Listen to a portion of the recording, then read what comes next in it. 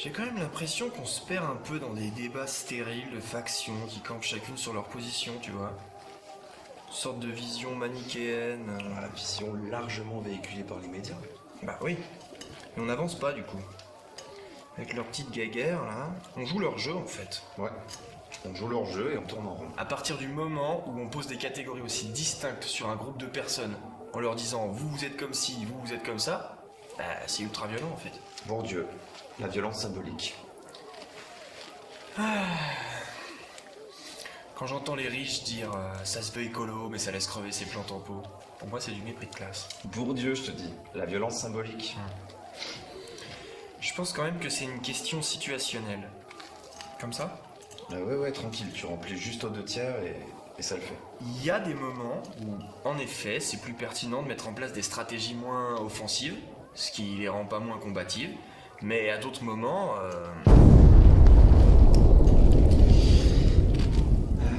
Je sais plus où on en était.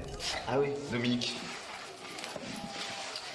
J'ai lu ton petit essai sur la collapsologie. Qu'est-ce que t'en penses ?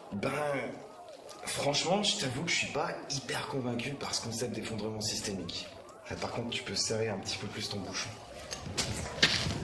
Vous en êtes où les gars?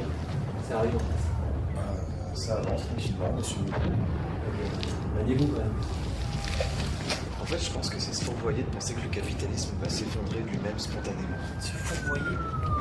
Ce que je veux dire, c'est que les modèles prédictifs sont basés sur une analyse statistique ad hoc. C'est pas très rigoureux et ça arrive un peu comme ça, comme un cheveu sur la soupe. J'entends ce que tu dis, mais on a quand même assez d'infos pour avoir une bonne idée de ce que l'avenir nous réserve.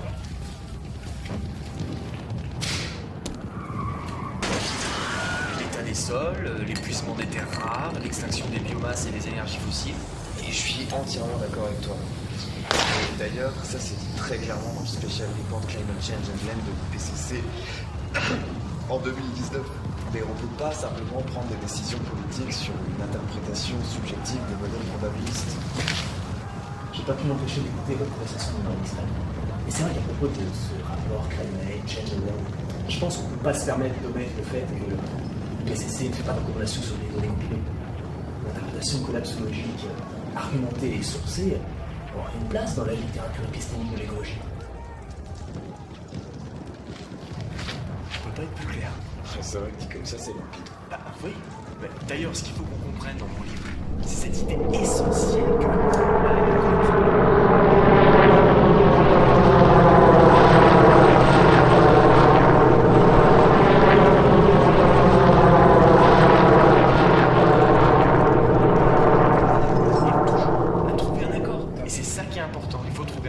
C'est vrai que c'est des débats secondaires, en fin de compte. Bien sûr. Sur le fond, on est entièrement d'accord.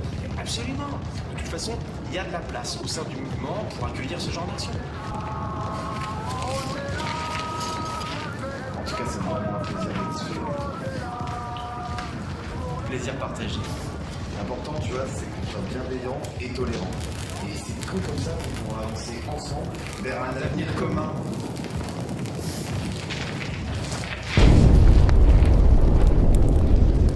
Engloutir le vide d'une fausse célébrité, à deviser entre eux dans une langue désertée de l'exhibition molle des téléprisonniers abdiquant complètement l'idée même de penser.